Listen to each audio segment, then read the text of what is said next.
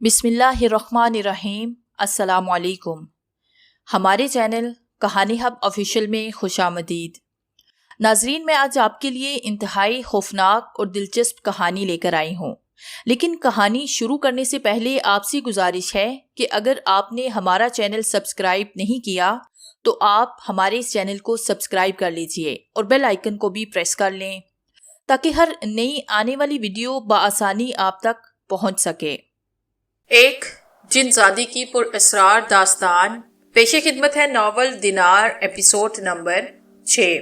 शाही महल से निकलकर आरिज मुल्ला पीर मोहम्मद की हवेली पहुंचा तो उसे ज्यादा इंतजार न करना पड़ा।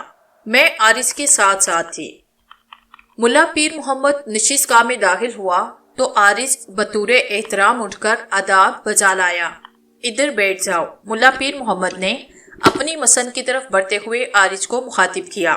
जी हुजूर, आरिज बोला, और जब मुल्ला पीर मोहम्मद मसन नशीन हुआ तो कुछ फासले पर जा बैठा।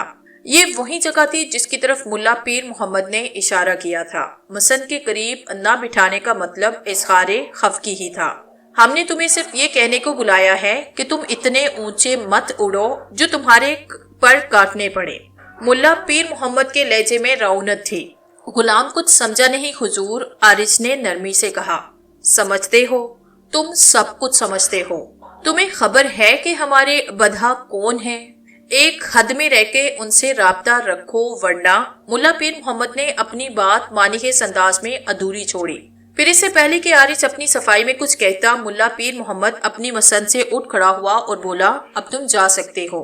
हम उम्मीद करते हैं कि आइंदा तुम्हें इस ज़मन में ताकीद की जरूरत नहीं पड़ेगी। हम ये भी वाज़िया करना बेहतर समझते हैं कि हमारे आदमी शाही महल में भी हैं जो तुम्हारी हर बात पे नजर रखते हैं। आरिज खामोश खड़ा रहा और मुल्ला पीर मोहम्मद नशिस्तगाह के अंदरूनी दरवाजे की तरफ बढ़ गया। मुल्ला पीर मोहम्मद की मसन से उठते ही आरिज भी एहतरामन उठ खड़ा हुआ था। शाही महल वापिस आकर कुछ देर तो फिक्रमंद रहा, फिर उसने अपने जहन को पुरसुकून रखने की खातिर खान जमान की खूबसूरत कनीज दिल आराम के बारे में सोचना शुरू कर दिया। मैं उसके करीब ही थी और जो कुछ वो सोच रहा था मुझे खबर थी। मुल्ला पीर मोहम्मद के इंतबा ने इस पे असर तो किया था, मगर खान जमान की बातों ने उसे ज्यादा फिक्रमंद कर दिया था। यकीनन आरिज बुज़दिल न था, मगर वो रज़म और बज़म का फर्क बखूबी जानता था। वो उसी वक्त खटक गया था जब खान जमान ने आगरा से कूच की खबर सुनाई थी और उसे हुमायूं के फैसले से आगाह किया था। वो महज जाती मुफाद की खातिर रमूसे ममलकत से दिलचस्पी रखता था। इन मामलात को वो अपने मुफाद में इस्तेमाल करता रहता। मुगल लश्कर शेर शाह पर भारी पड़ता या शेर शाह अपने मकासद में कामयाब होता, आरिज को इससे कोई गर्ज न था। क्या बहादुर खान ने उसे जिंदान से निकालते हुए अपना मुफाद नहीं सोचा?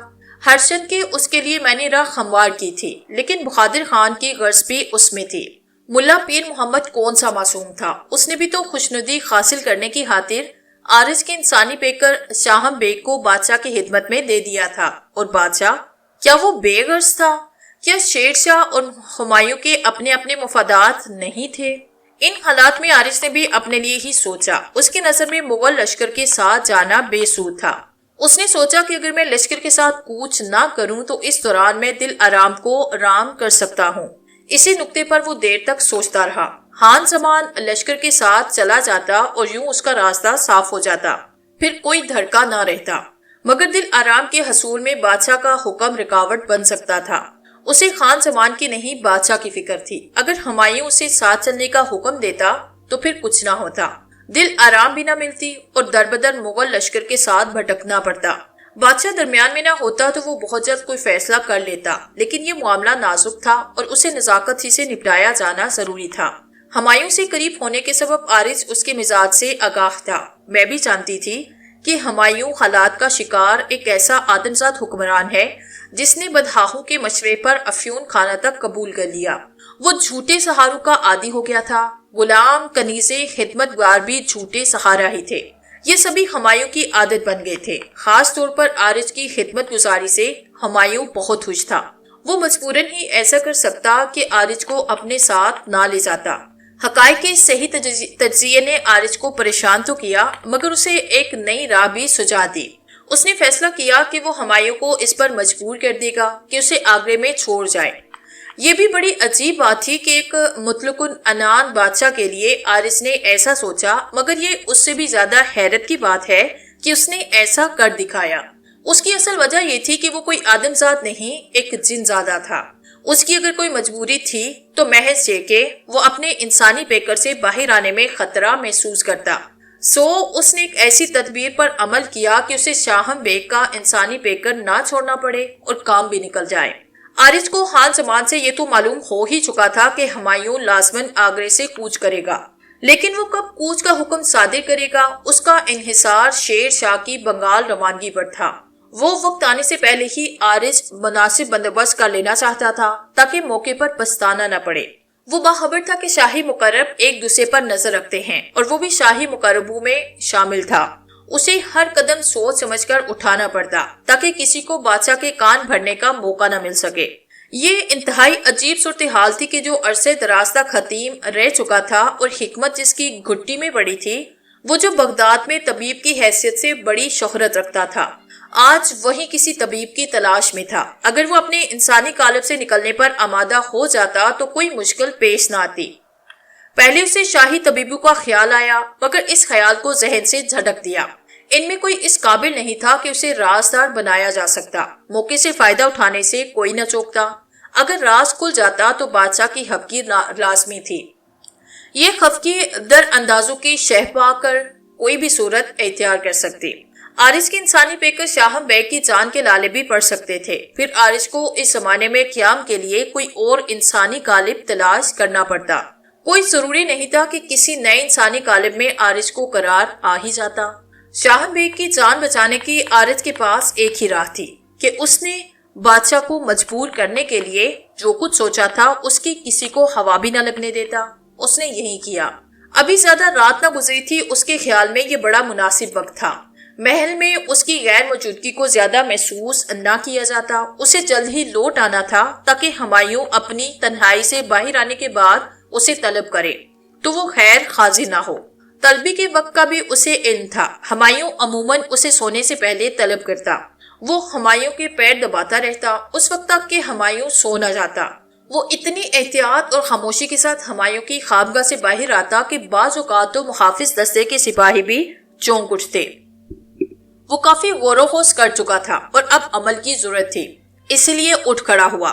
کسی کو اس نے کچھ نہ بتایا اور محل سے نکل آیا۔ دن کا وقت بھی اس کام کے لیے مناسب نہ تھا۔ آگرہ شہر کی گلی کوچے اس کے دیکھے والے تھے۔ وہ جلدی شہر کے ایک مشہور طبیب کے گھر تک پہنچا۔ اس نے گھوڑے کو تھپکی دی اور رکاب میں پیر رکھ کر نیچے اتر گیا۔ طبیب یہ سن کر گھبرایا کہ بادشاہ وقت ہمایوں کا خادم خاص خود آیا ہے۔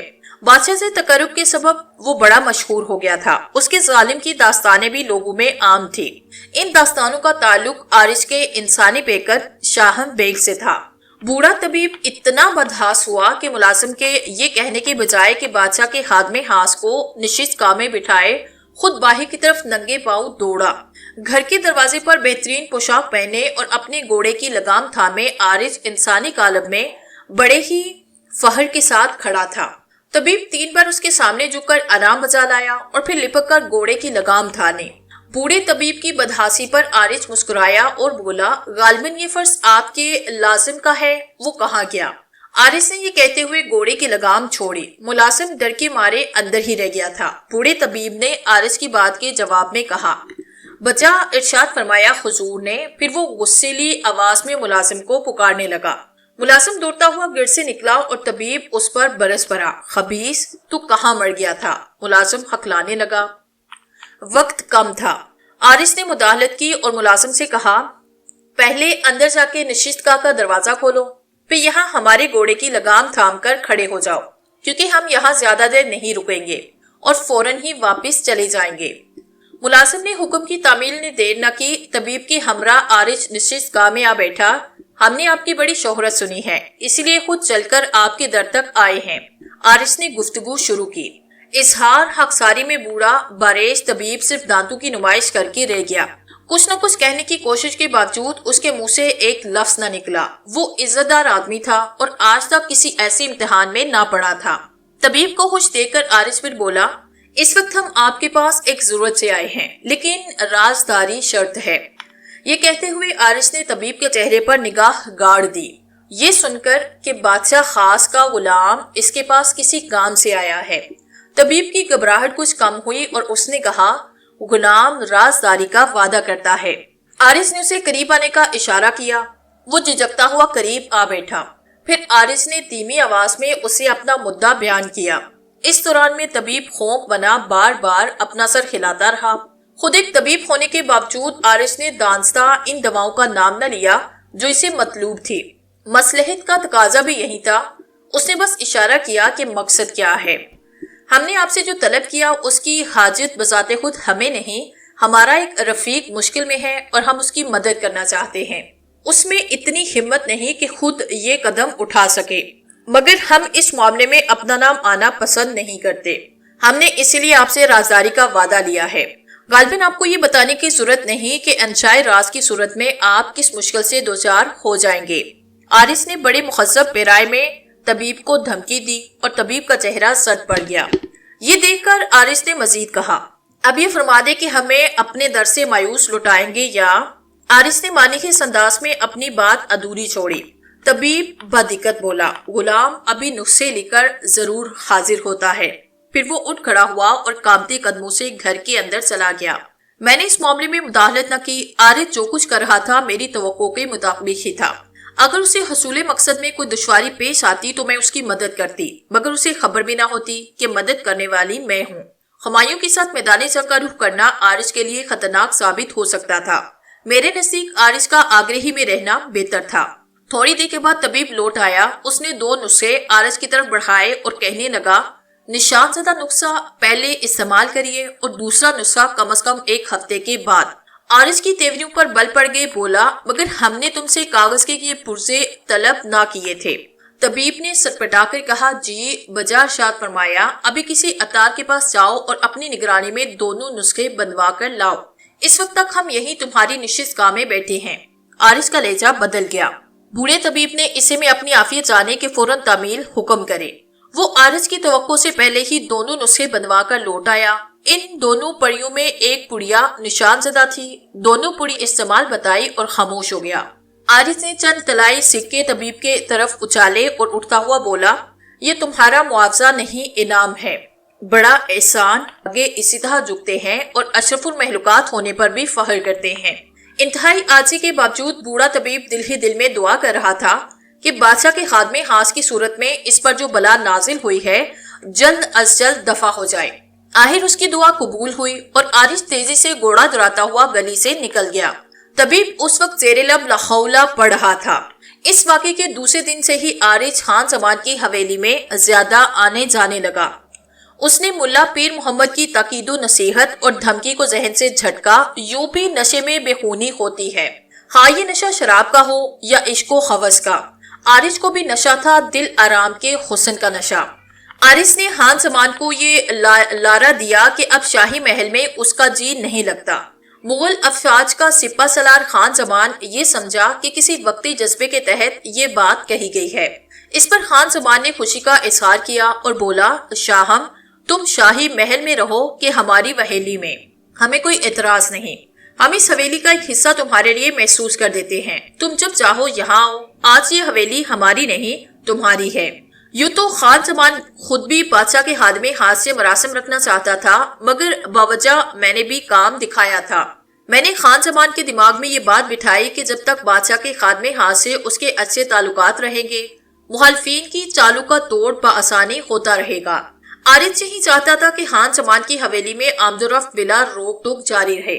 اس دن کے بعد سے آرش کا یہ معمول ہو گیا کہ خان زمان حویلی میں ہوتا نہ ہوتا وہ وہاں ضرور جاتا۔ دل آرام کے حصول کی خاطر وہ بڑے صبر و تحمل کا مظاہرہ کر رہا تھا۔ اسی دوران میں ایک بار پھر مجھے دل آرام کے جسم میں اترنا پڑا۔ آرش کو تنہائی میں دل آرام سے ملنے کا موقع مل گیا۔ آرش نے مجھے دل آرام سمجھ کر کہا، کیا تمہیں معلوم ہے کہ ہم تم سے کتنی محبت کرتے ہیں؟ کنیز کو اندازہ ہے۔ میں نظریں نیچی کر کے بولی، پھر جذباتی لہجے میں بولی، کنیز بھی تو حضور کے عشق میں دیوانی ہے۔ یہ عین ممکن تھا کہ دینار کی حیثیت شاید میں کبھی آرش سے اظہار عشق نہ کر پاتی۔ ایک آدم زادی کے جسم میں داخل ہو کر البتہ میرے اندر اس قدر حوصلہ پیدا ہوا، اس کا بڑا سبب میرا انسانی پیکر بھی تھا۔ دل آرام واقعی عارج کے عشق میں مبتلا ہو چکی تھی، حالانکہ یہ بھی فریب نظر تھا۔ دل آرام کے روبرو عارج نہیں بلکہ اس کا انسانی غالب شاہم بیگ ہوتا۔ سرخ و سفید رنگ والا وہ کشمیری نوجوان شاہم بیگ دل آرام کو پسند آیا۔ اس کے وہم و گمان میں بھی یہ بات نہ تھی کہ وہ جس کے لیے پاگل ہوئی جا رہی ہے کوئی آدم ذات نہیں، ایک جن ذات ہے۔ جسم شاہم بیگ کا ضرور ہے مگر اس پر عارج کا قبضہ ہے۔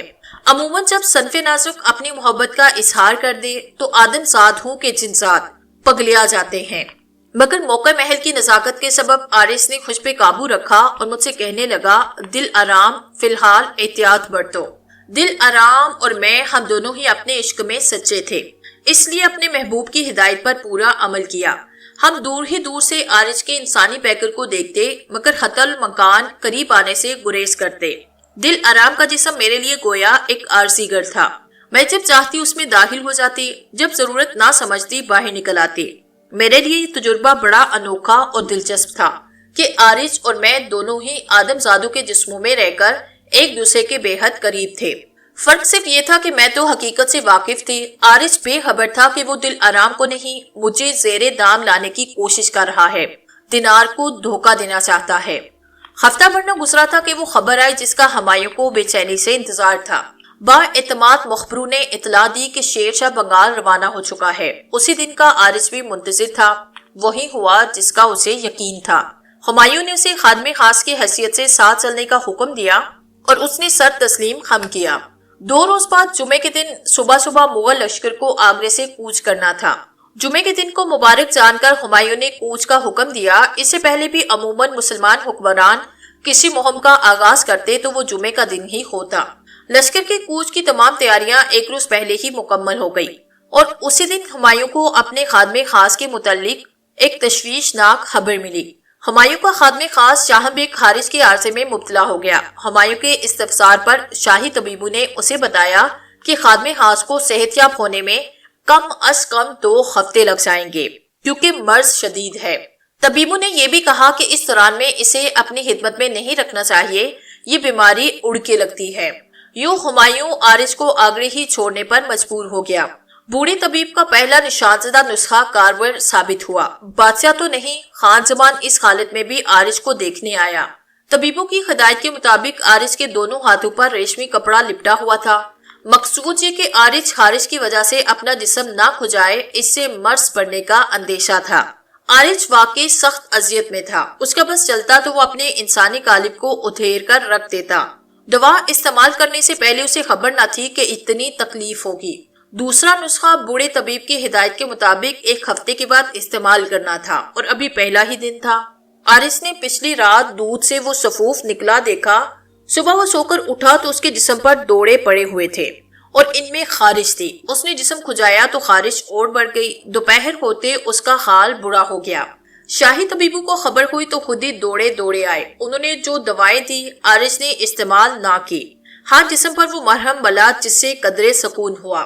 طبیبوں نے پھر ہدایت کی وہ اپنے ہاتھوں پر ریشم کا کپڑا لپیٹ لے۔ اس کے خاص ملازمین کے سوا کسی کو ملنے کی اجازت نہ تھی۔ یہ قدم احتیاطاً اٹھایا گیا تھا کہ کہیں سارے محل میں یہ بیماری نہ پھیل جائے۔ دوسرے دن صبح ہمایوں مغل لشکر کو ساتھ لے کر قلعہ چنار کی تسخیر کے لیے روانہ ہوا۔ خان بینم خان، خان زمان، ملا پیر محمد اور دیگر تمام اہم منصب رکھنے والے اس کے جلووں میں آئے۔ آگرہ شہر کے بندوبست کی غرض سے اس نے صرف ایک بااعتماد مصاحب و مقرب شیخ بہلول کو چھوڑا تھا۔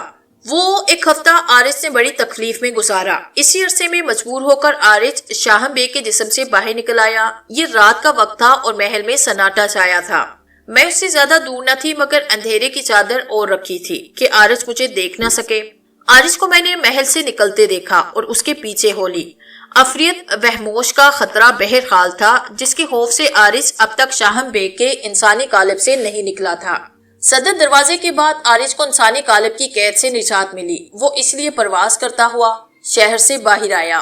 یہی وہ لمحہ تھا کہ میں اس کے قریب پہنچی۔ مجھے شرارت سوجی۔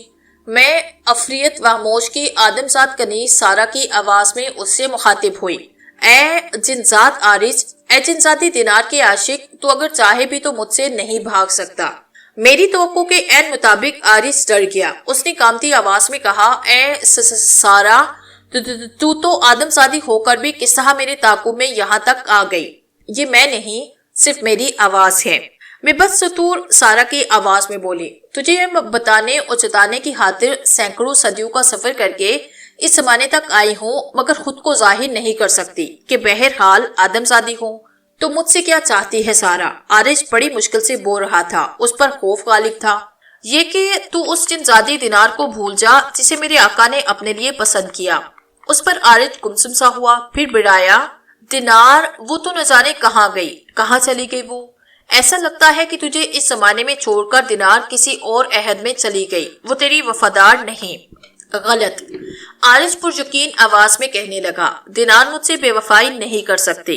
جب تو اس سے بے وفائی کر کے ایک خوبصورت کنیز دل آرام کی آرزو کر سکتا ہے تو دینار سے وفا کی امید کیوں رکھتا ہے؟ عارض پھر خاموش ہوا۔ کچھ دیر کے بعد اس نے کہا، اے سارا، تجھے اگر یہ پتا ہے کہ دل آرام کی تمنا مجھے ہے تو پھر یہ بھی جانتی ہوگی کہ میں نے جو انسانی قالب اپنایا وہ اسے دل آرام کو پال لینے کی ہوس تھی، مجھے نہیں۔ اور سن، تو نے جس طرح مجھے ڈھونڈا، کیا دینار کو تلاش نہیں؟ میں نے عارض کی بات کاٹ دی، تجھے اس معاملے میں پڑھنے کی ضرورت نہیں، یہ معاملہ میرے آقا اور دینار کا ہے۔ اے سارا، تجھے تیرے آقا کی قسم مجھے بتا کہ دینار کہاں ہے۔ یقین کر کہ مجھے نہیں معلوم، تو ایسا کر کے اس زمانے میں رہ اور عیش کر۔ اگر تو نے یہاں سے کہیں اور جانا ہوا تو وہ تیری زندگی کا آخری دن ہوگا۔ میں چلی۔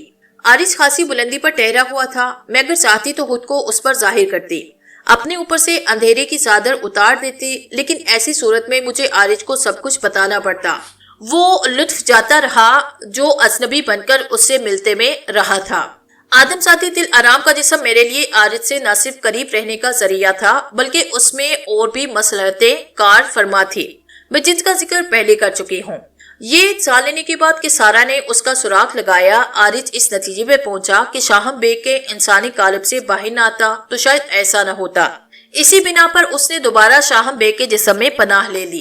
پہلے نسخے کا اثر ختم ہوا تو عارض کی طبیعت سنبھلی۔ اس نے ایک ہفتہ گزرتے ہی دوسرا نسخہ استعمال کیا۔ 3 دن کے اندر اندر وہ مکمل صحت یاب ہو گیا۔ غسل سہل کرتے ہی اس نے خان زمان کی حویلی کا رخ کیا۔ حویلی کا جو حصہ صرف اس کے لیے محسوس تھا، وہاں خدمت کاروں کا ہجوم ہوا۔ عارض نے وہاں سے تمام خدمت کاروں کو رخصت کا حکم دیا اور بولا، فی الحال ہماری خدمت کے لیے صرف ایک کنیز کافی ہے۔ اس ہجوم میں دل آرام بھی تھی جس کے جسم پر اب بھی میرا قبضہ تھا۔ عارض نے مجھے رک جانے کا اشارہ کیا، بقیہ غلام اور کنیزیں چلی گئی۔ عارض کے لیے گویا آج فتح کا دن تھا۔ وہ اس فتح کے جوش میں میری طرف بڑھا۔ میں نے نظریں جھکائی، عارض نے میرا ہاتھ پکڑا اور پھر مجھے مسند کی طرف کھینچتا ہوا لے گیا۔ میں نے نظریں جھکائی، عارض نے میرا ہاتھ پکڑا اور پھر مجھے مسند کی طرف کھینچتا ہوا لے گیا۔ میں اس کے ساتھ کھینچتی چلی گئی۔ عارض کو انسانی قالب میں خود سے اتنے قریب دیکھ کر میں نے اپنی پلکوں کی چلمل گرائی۔ پھر غالباً دل آرام کے انسانی قالب کا اثر تھا کہ اچانک میری آنکھوں میں آنسو آئے۔ مجھے خود بھی اس پر حیرانی ہوئی۔ آنکھوں کے آنسو رخساروں پر پھیل گئے۔ اس پر عارض بے قراری سے بولا، کیا ہوا تمہیں دل آرام؟ کیا ہماری جسارت نے تمہارے دل کو ٹھیس پہنچائی؟ یقین کرو اس وقت ہم اپنے قابو میں نہیں، تمہاری خاطر ہم نے بڑا دکھ جھیلا۔ یہ دن بڑی مشکل سے دیکھنا نصیب ہوا ہے۔ میں نے آنکھیں کھولی اور بھاری آواز میں بولی، یہ خوشی کے آنسو ہے حضور۔ کنیز کو خبر مل گئی تھی کہ حضور کس تکلیف میں مبتلا تھے۔ حضور کو صحت یاب دے کر کنیز اپنے جذبات پر قابو نہ پا سکی۔ کنیز حضور کی صحت یابی پر مبارکباد پیش کرتی ہے۔ عارض نے مجھے ایسی نظروں سے دیکھا کہ میں سمٹ کر ایک طرف ہو گئی۔ کیا تم ہمارے جذبات عشق کا امتحان لے رہی ہو دل آرام؟ عارض نے کہا، معاف کیجیے گا حضور، عشق و ہوس میں زمین و آسمان کا فرق ہے، مگر تم ہمیں غرق شوق سے کیوں روکنا چاہتی ہو؟ شوق بہ رنگ رکیب سرو سما ہوتا ہے اور کنیز یہ نہیں چاہتی۔ تم ہمیں باتوں میں مت بہلاؤ دل آرام، صاف صاف کہو، کیا تمہیں ہمارے عشق پر بھروسہ نہیں؟ اگر حضور اسی کو عشق کہتے ہیں تو گستاخی معاف، کنیز اس سے اتفاق نہیں کرتی۔ کنیز کی نظر میں تو یہ بڑا افضل جذبہ ہے، پستیوں سے بلندیوں کی طرف سفر، جسم کی آلودگی سے قطع نظر، روحانی سکون کا ذریعہ۔ حیوان اور انسان کے درمیان واضح فرق، حیوان عشق نہیں کرتے، میں کہتی رہی۔ دل آرام کے بارے میں اب تک مجھے بہت کچھ معلوم ہو چکا تھا۔ میں نے اسی کی روشنی میں اپنی بات جاری رکھی۔ مجھے کنیز کی حیثیت اور مرتبے کا پوری طرح احساس تھا، سو بولی، مجھے بھی حیوان بنا دیا گیا تھا، میں نے اس پہ صبر کیا۔ کہتے ہیں کہ صبر کا پھل میٹھا ہوتا ہے، اور یہی ہوا۔ مجھ پر حضور کی نظر کرم اٹھی اور میں حیوان سے انسان بن گئی۔ یہ تم کیا بات لے کر بیٹھی دل آرام، ہم تمہاری باتوں کو سمجھنے سے قاصر ہیں، یا حضور سمجھنا نہیں چاہتے؟ تم کچھ بھی کہو، ہمارا تصور عشق خیالی نہیں۔ عارض پھر بہکنے لگا۔ حضور نے شاید عشق کی گہرائی کو سمجھنا نہیں چاہا۔ عشق تو وہ دولت ہے کہ پھر کسی دولت کی تمنا نہیں رہتی ہوگا۔ عارض کی آواز میں بیزاری تھی۔ ہم تو یہ چاہتے ہیں کہ… ابھی عارض کی بات پوری نہ ہوئی تھی کہ میں اچھل پڑی۔ یہی حال عارض کا بھی تھا۔ قتل ہو گیا۔ کس کا قتل ہو گیا؟ عارض اچھل کر کھڑا ہوا۔ مغلیہ افواج کے سپہ سالار خان زمان کی حویلی میں کسی کو قتل کر دیا گیا۔ یقیناً غیر معمولی بات نہ تھی۔ ان لمحات کی سنسنی خیزی اپنی جگہ، لیکن میں یہ نہ بھولی کہ جن ذاتی ہوں اور ایک آدم ذاتی دل آرام کے قالب میں ہوں۔ مجھے عجلت سے کام نہیں لینا چاہیے، اور میں نے یہی کیا۔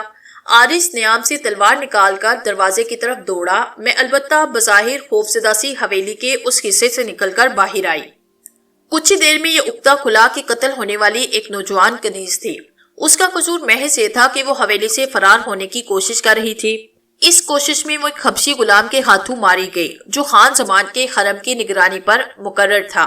مقتولہ کنیز کے بارے میں مزید یہ معلوم ہوا کہ اسے کہیں سے اغوا کیا گیا تھا۔ خان زمان کے ایک نائب فوجی افسر نے خوشنودی کی خاطر اسے خان زمان کو پیش کیا۔ خان زمان وہ ایک کافی برا سا بندہ تھا۔ یہ تفصیلات جان کر مجھے بغداد کی فائزہ یاد آئی، جس نے اپنی تقدیر سمجھ کر موسیٰ بن کام کے حرم میں رہنا قبول کیا۔ مقتولہ کنیز نے ایسا کیوں نہ کیا؟ اس کی کئی وجوہات تھی۔ ان میں سے بڑی وجہ اس کا نوجوان شوہر تھا، جو مقتولہ سے محبت کرتا۔ اس کی محبت میں اتنی شدت تھی کہ وہ ہر حال میں اپنی بیوی کو قبول کرنے پر آمادہ تھا۔ اسی نے جان پر کھیل کر حویلی کے خادم کو راضی کیا کہ وہ مقتولہ تک اس کا پیغام پہنچائے۔ خادم کے ذریعے کچھ دنوں میں نامہ پیام جاری تھے۔ اپنی بیوی کے عشق میں گرفتار اس نوجوان کو یاد نہ رہا کہ وہ خاتیوں سے گنے چھین رہا ہے۔ خادم ایک طرف تو نوجوان سے مال توڑتا رہا، دوسری جانب اپنی جان کے خوف سے حویلی کے نگران کو کنیز کے متوقع فرار سے آگاہ کیا۔ حویلی کے نگران نے ایک حبشی غلام کو حکم دیا کہ اگر مذکورہ کنیز فرار ہونا چاہے تو اس کی گردن اڑا دی جائے۔ کنیز کو فرار کرنے کی سازش میں ملوث نوجوان کے قتل کا بھی حکم ہوا۔ وہ دیوانہ عاشق جو اپنے بیوی کے انتظار میں حویلی کے ارد گرد منڈلا رہا تھا، اس کے جسم کو بھی تیروں سے چھلنی کیا گیا۔ یہ واقعہ بڑی تیزی سے رونما ہوا۔ حصول معلومات کی خاطر میں دل آرام کے قالب سے نکل آئی تھی تاکہ اپنی جناتی صفات کو بروئے کار لا سکوں۔ عارض کو قابو سے بے قابو ہوتے میں دیکھ رہی تھی، اس لیے اسے گہری نیند سلا دیا۔ یوں تو جن ذات بھی جن زادیوں کے لیے پاگل ہوتے ہیں، اور شر ان میں بھی ہے، مگر آدم ذات تو ہم جنات سے بھی 2 قدم آگے ہیں۔ کنیزوں، خاصوں، خادماؤں وغیرہ کی خرید و فروخت کا سبب یہی ہے۔ میں نے جس کنیز کے انسانی قالب کو اپنایا تھا، اس کی کہانی بھی بڑی دردناک تھی۔ اس کی داستان حیات بھی شاہ بیگ سے زیادہ مختلف نہ تھی۔ دل آرام نے بھی بڑے دھکے کھائے، زندگی نے اس کے ساتھ بھی بڑا عجیب کھیل کھیلا تھا۔ دل آرام ایک عزت دار گھر کی بیٹی تھی۔ اس کی پیدائش ایک افغان گھرانے میں ہوئی۔ اس نے ٹھیک طرح ہوش بھی نہ سنبھالا کہ یہ گھر اجاڑ دیا گیا، اور اسی کا گھر کیا بستی کے تقریباً سارے ہی گھر اجڑ گئے۔ یہ اس زمانے کا واقعہ ہے جب کابل پر بابر کا جہاز چچا زاد ناصر مرزا حکمرانی کر رہا تھا۔ بابر لڑتا بھرتا کابل پہنچا تو سلمان ناصر مرزا نے اسے اپنے احلاس و عتائد کا یقین دلایا۔ اس کے بعد بابر نے یوسف زئی افغانوں کی سرکوبی کے لیے مختصر سی ایک جماعت کے ساتھ ان کے علاقوں پہ حملہ کیا۔ قتل ہونے والوں میں دل آرام کے 2 بھائی بھی تھے۔ لڑائی کے دوران میں اس کی ماں یا تو ماری گئی یا پھر بچ کر بھاگ گئی۔ بابر اس علاقے کو فتح کر کے اپنے ایک امیر خواجہ کلا کے سپرد کر گیا تھا۔ خود بابر اب ہندوستان پر حملے کا قصد رکھتا تھا۔ ایک روز خواجہ کلا نے زندان کا معائنہ کیا تو ایک بھولی بھالی خوبصورت بچی اسے پسند آئی۔ یہ دل آرام تھی۔ اس نے وہاں سے دل آرام کو کابل بھیجا۔ کابل میں اس کا ایک عزیز بے اولاد تھا۔ خواجہ کلا نے سوچا کہ وہاں دل آرام کی پرورش بہتر طور پر ہو جائے گی۔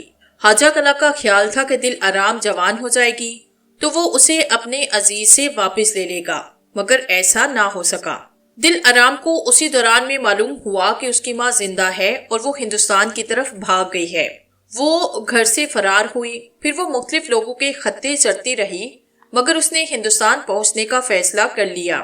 اس وقت دل آرام کو معلوم نہ تھا کہ ہندوستان کتنا بڑا ملک ہے۔ وہ ایک عرصے تک بھٹکتی رہی۔ اس قدر مصائب و آلام سے گزرنے کے باوجود اس کا حسن کم نہ پڑا۔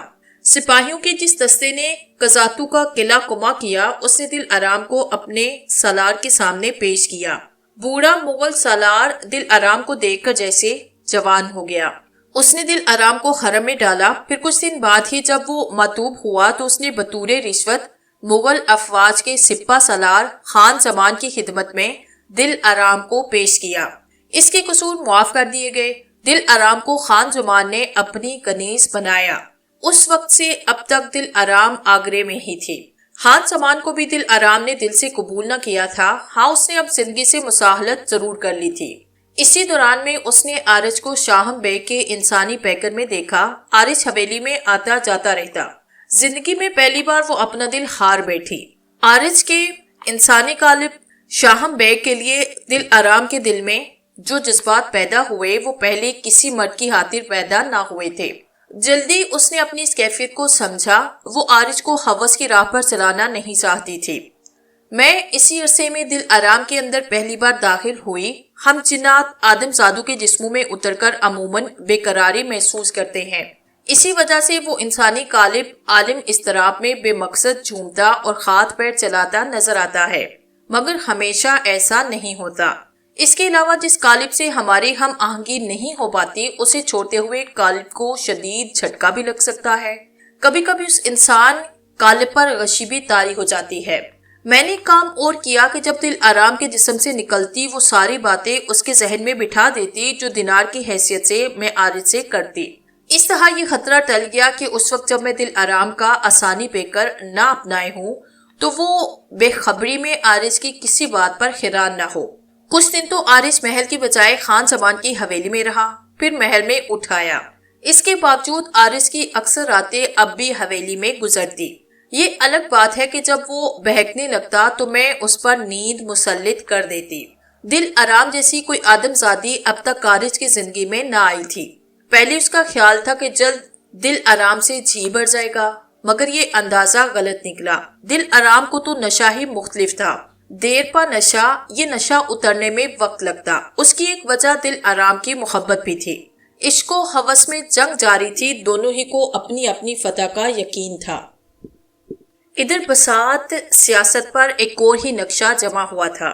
ہمایوں نے ایک بازی جیت لی، مگر اس میں 6 ماہ لگ گئے۔ چنار کا قلعہ فتح ہوا۔ یہ خبر آگرے پہنچی تو بڑا جشن ہوا۔ ہمایوں نے دوسری بازی جما لی۔ اب اس کے مقابلے شیر شاہ تھا۔ یہ بساط بنگال میں بچھی تھی۔ ہمایوں ہر قیمت یہ بازی بھی جیت لینا چاہتا تھا۔ ہماری ساری توجہ اسی بساط پر تھی کہ اس کے دونوں بھائیوں مرزا خندال اور مرزا کامنار نے نئی بساتیں بچھا لی۔ آرج بھی ہمایوں کے وفاداروں میں شمار کیا جاتا، اس لیے اس پر بھی گویا برا وقت آیا۔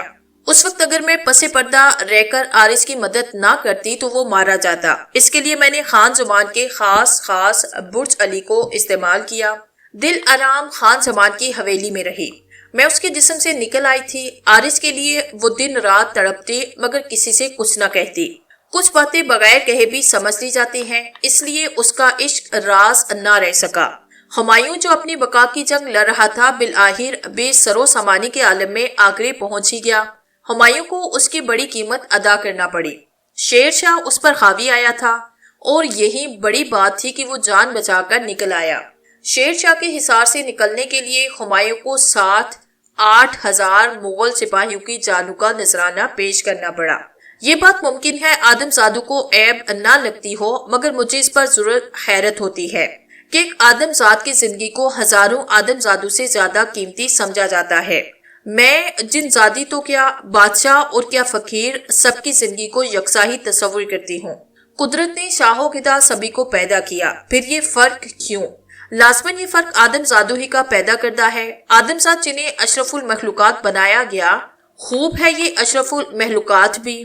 اقتدار کے حصول کی خاطر یہ کسی کو خاطر میں نہیں لاتا۔ اسی کی ایک مثال ہمایوں اور اس کے بھائی تھے۔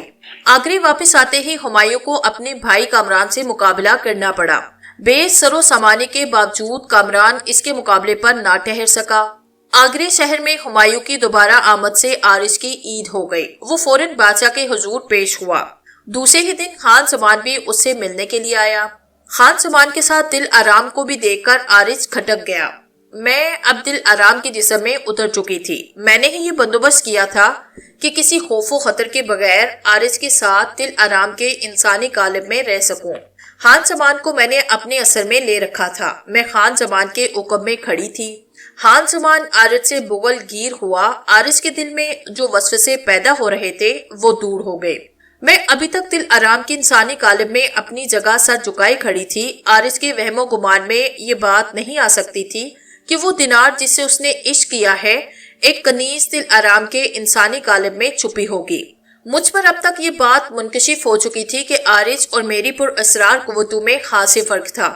اس کی وجہ یہی ممکن تھی کہ میں نے عارض سے پہلے مختلف عملیات کے ذریعے یہ قوتیں حاصل کر لی تھی، اسی کے ساتھ یہ کہ تمام جنات آدم زادوں کی طرح ایک جیسی عقلیت کے حامل نہیں ہوتے۔ خان زمان نے مجھے مخاطب کیا، دل آرام تو اندر جا، جب ہم تیری ضرورت محسوس کریں گے تجھے طلب کر لیا جائے گا۔ میں نے عارض کی طرف دیکھا، وہ بالکل اجنبی بنا بیٹھا تھا۔ اس نے مجھے نظر اٹھا کر بھی نہ دیکھا۔ یہ عارض کی نشست گاہ تھی جس کے بیرونی دروازے پر مسئلے خدمت کار متعین تھے۔ دروازہ اتنی دور تھا کہ وہ خان زمان اور عارض کے درمیان ہونے والی گفتگو نہیں سن سکتے تھے، مگر میرے ساتھ ایسا نہ تھا۔ نشست گاہ سے نکلتے ہی میں نے اپنی سماعت کا دائرہ وسیع کیا۔ اب میں دور رہ کر بھی عارض اور خان زمان کی آوازیں سن سکتی تھی۔ اپنے تصور کی قوت کو متحرک کر کے میرے لیے ان دونوں کو دیکھنا بھی ممکن تھا، لیکن اس وقت میں نے یہ ضرورت محسوس نہ کی، صرف آوازیں سننے پر اکتفا کیا۔ شاہم، خان زمان کی آواز سنائی دی۔ آگرہ آ کر ہم نے تمہارے بارے میں بہت کچھ سنا۔ چشم دید گواہ بھی ہمارے سامنے پیش ہوئے، مگر ہم نے کسی کے کہنے پر یقین نہیں کیا اور سیدھے تمہارے پاس چلے آئے۔ ہم تم سے تصدیق چاہتے تھے، دل آرام کو بھی ہم اسی لیے ساتھ لے کر آئے۔ ابھی ہم نے اس سے بھی پوچھا نہیں، تم ہمیں بتاؤ شاہم کہ حقیقت کیا ہے؟ کیا واقعی تمہیں وہ کنیز پسند آ گئی ہے؟ خان زمان کے لہجے سے صاف معلوم تھا کہ وہ مصالحت چاہتا ہے، مبارک نہیں۔ عارض نے اسی لیے فوراً اعتراف کیا۔ خان زمان نے عارض سے مجھے بلانے کے لیے کہا۔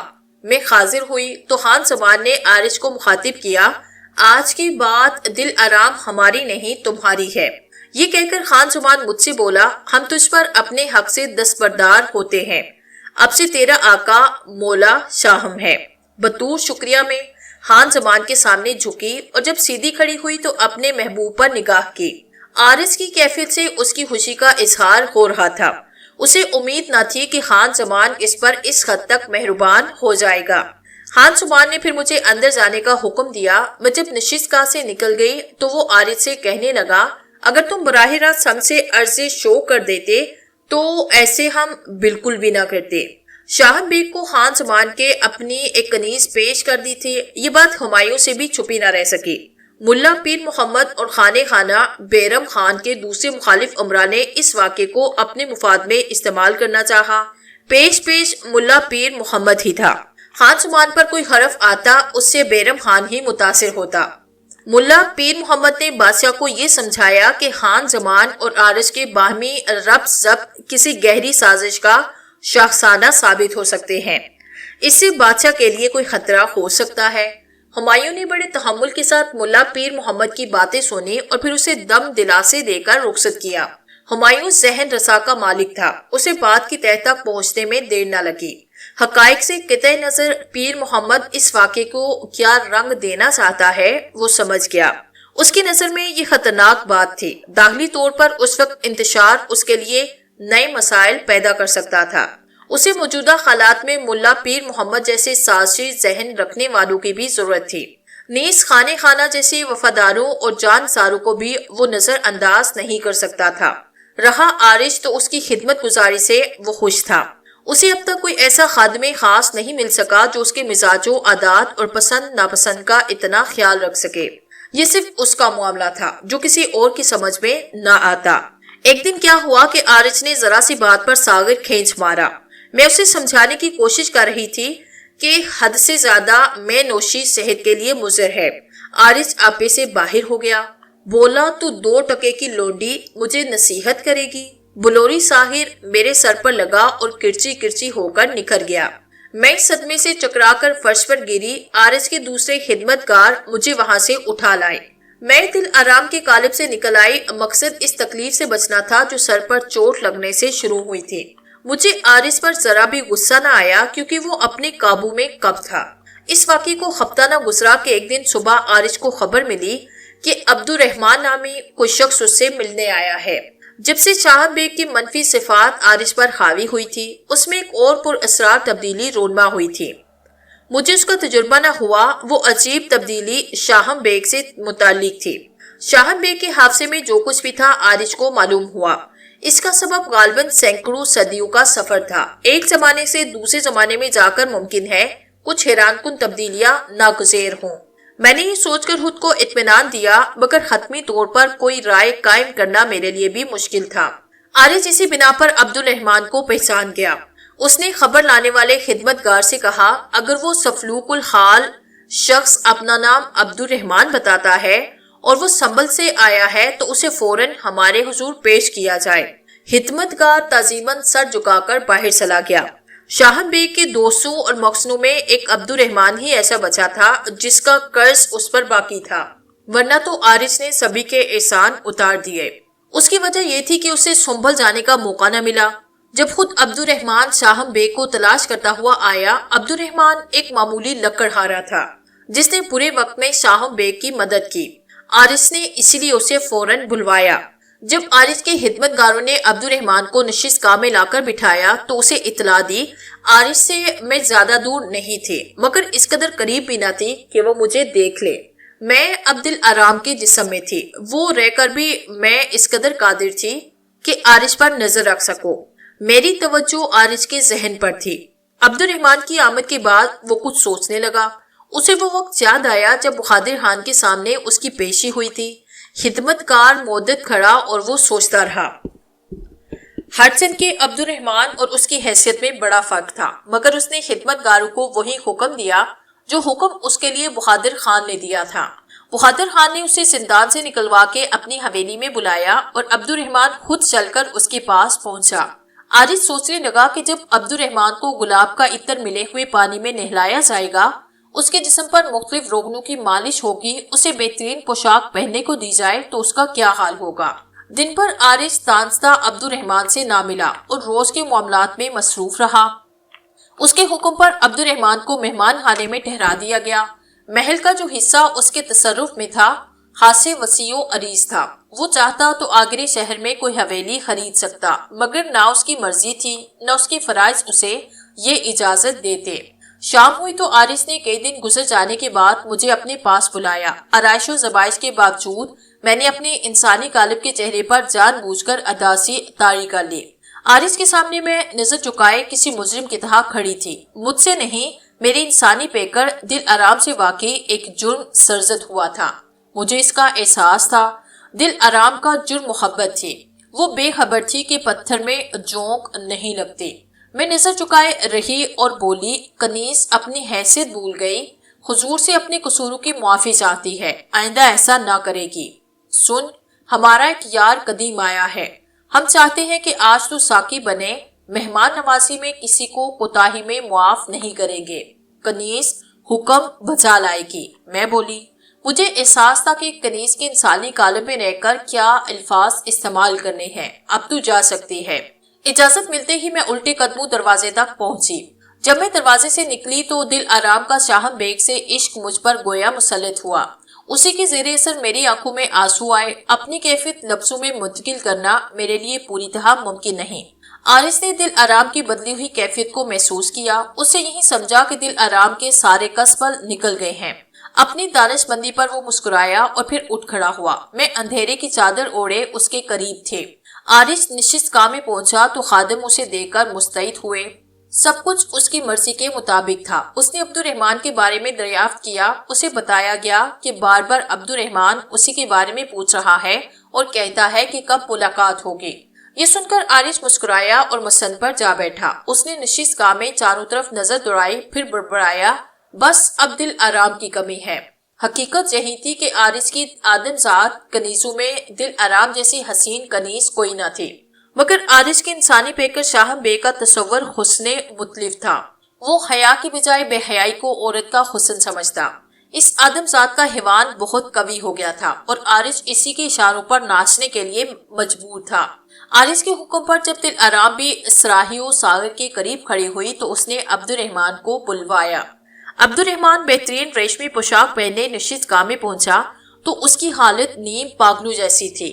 جس چیز پر اس کی نظر پڑتی اسے دیکھتا رہ جاتا۔ اسے دیکھ کر خدمت گاروں کے چہرے ہنسی روکنے کی کوشش میں سرخ ہوئے۔ یہ آدم ذات بھی خود کو جانے کیا سمجھ بیٹھے ہیں۔ ہم جنات میں اتنی اونچ نیچ نہیں۔ غریب اور امیر کا یہ تضاد مجھے آدم زادوں میں نظر آیا۔ عارض کی مسند کے عین اوپر چھت سے فانوس لٹک رہا تھا۔ اب عبد الرحمن کی نگاہ اس فانوس پر تھی۔ عبد الرحمن، یہاں ہم بھی ہیں۔ عارض نے اسے مخاطب کیا تو وہ اچھل پڑا۔ شاہم بیگ، عبد الرحمن حیرت زدہ آواز میں بولا، پھر مسند کی طرف دوڑا۔ دراصل عبد الرحمن کو یقین نہیں آ رہا تھا کہ اس کے سامنے عارض کا انسانی قالب شاہم بیگ ہے۔ وہ کوئی حسین خواب تو نہیں دیکھ رہا۔ شاہم بیگ کو برسوں پہلے اس نے جس خال میں دیکھا اب وہ خال نہ تھا۔ عبد الرحمن کو حیرت زدہ وحشت زدہ دیکھ کر عارض مسکرا رہا تھا۔ مسند کے قریب پہنچ کر عبد الرحمن رکا اور عارض کے انسانی چہرے کو بغور دیکھنے لگا۔ تم شاہم ہو؟ عبد الرحمن بے یقینی سے بولا۔ میری توجہ عبد الرحمن کے ذہن پر تھی۔ اس نے صرف یہ سنا تھا کہ شاہم بیگ بادشاہ ہمایوں کا خادم خاص بن گیا ہے۔ نہ اسے یہ خبر تھی کہ بادشاہ کس عیش میں زندگی بسر کرتا ہے، اور نہ یہ معلوم تھا کہ جو لوگ بادشاہ کے مقرب و مصاحب ہوتے ہیں ان کی شان و شوکت کیا ہوتی ہے۔ اس کی وحشت زدگی کا سبب یہی تھا۔ عارض کافی لطف لے چکا تھا، اس لیے عبد الرحمن کو مزید نہ ستایا اور اپنے پہلو میں بٹھایا۔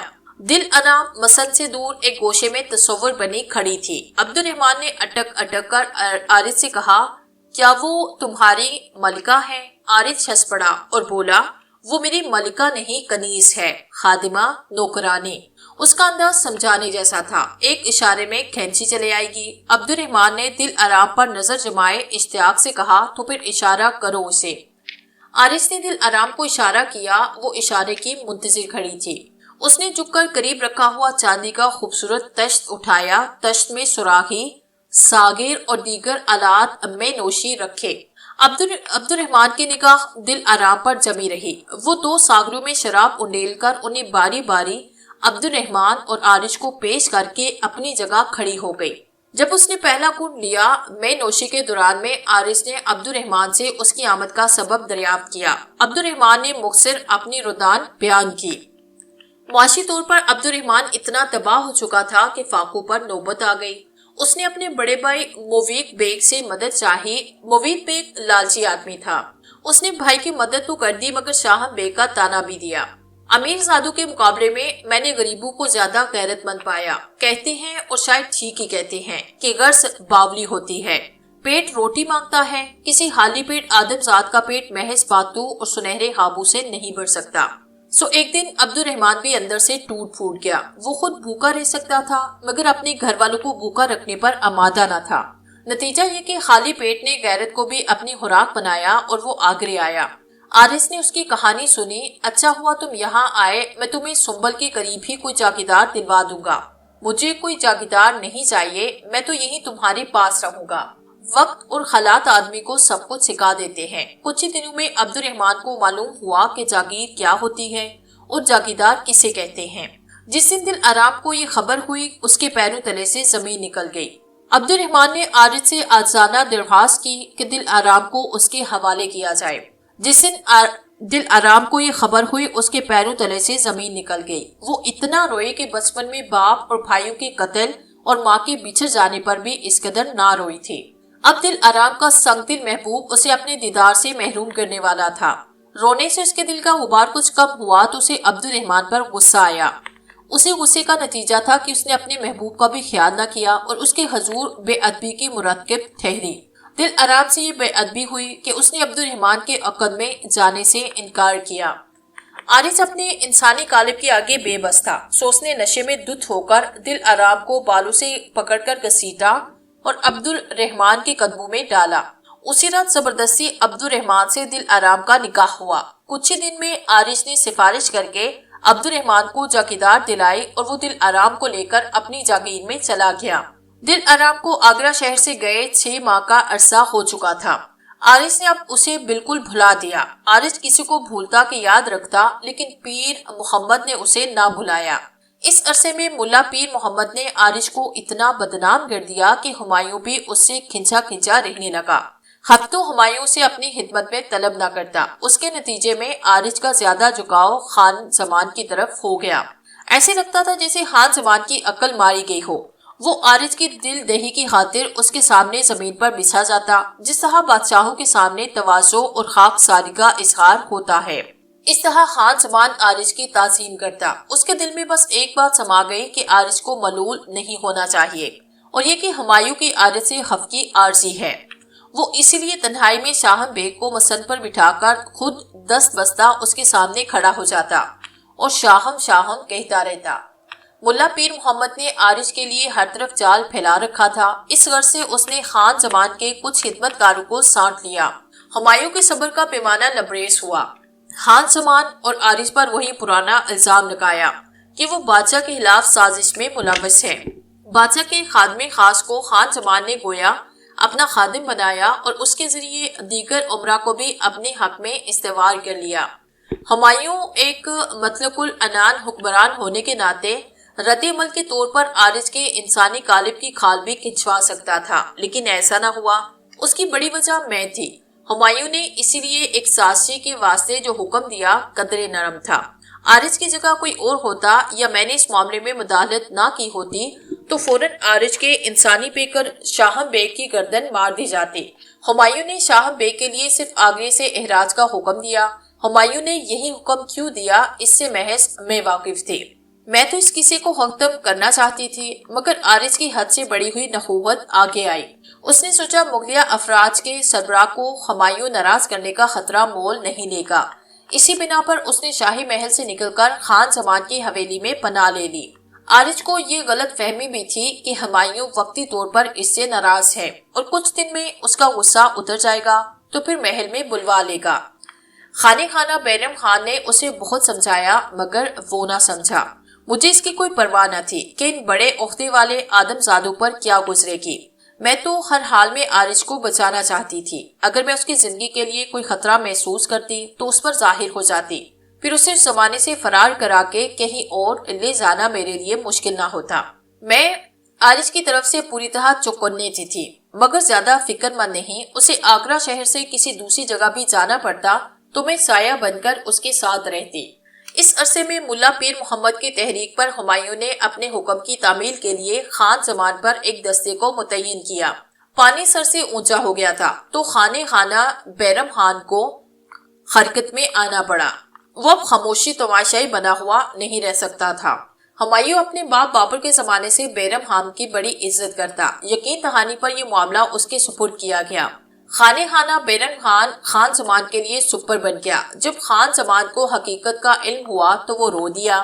رات کے وقت اپنے بااعتماد سپاہیوں کے ایک دستے کو خان زمان نے تیاری کا حکم دیا اور پھر اسی رستے کے ساتھ عارض کو روانہ کیا۔ خان زمان اپنے کیے پر اس قدر شرمندہ تھا کہ اس نے بادشاہ سے اپنے تصور کی معافی کے لیے بیرم خان کو ذریعہ بنایا۔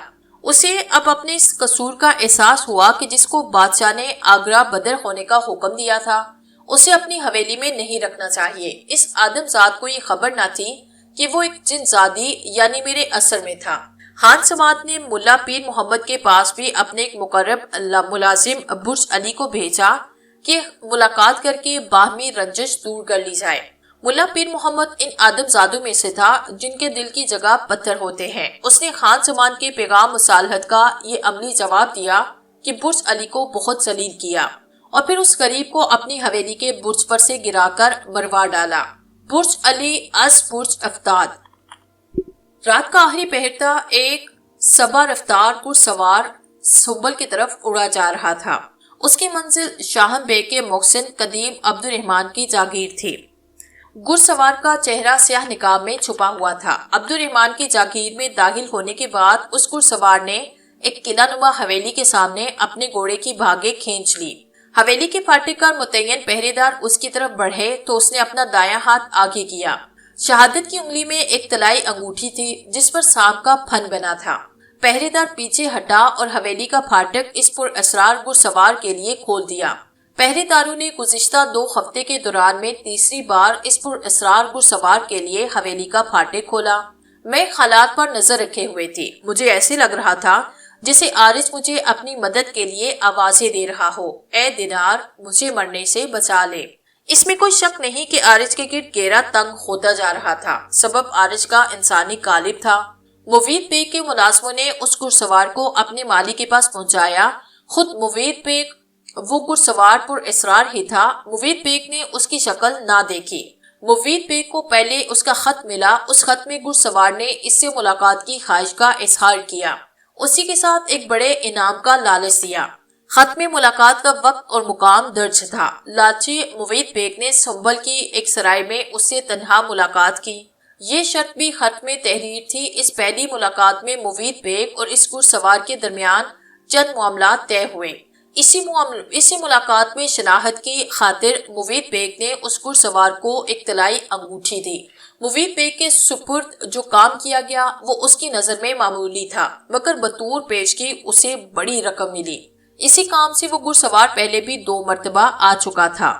دونوں بار اس نے لالچی موید بیگ کو خوش کیا۔ اب یہ اس کا تیسرا پھیرا تھا۔ موید بیگ کو اس کے ملازمین نے سوتے سے جگایا اور پر اسرار گھڑسوار کے آنے کی اطلاع دی۔ موید بیگ فوراً آنکھیں مل کے اٹھ بیٹھا۔ اس نے گھڑسوار کو اپنی خواب گاہ میں بلایا۔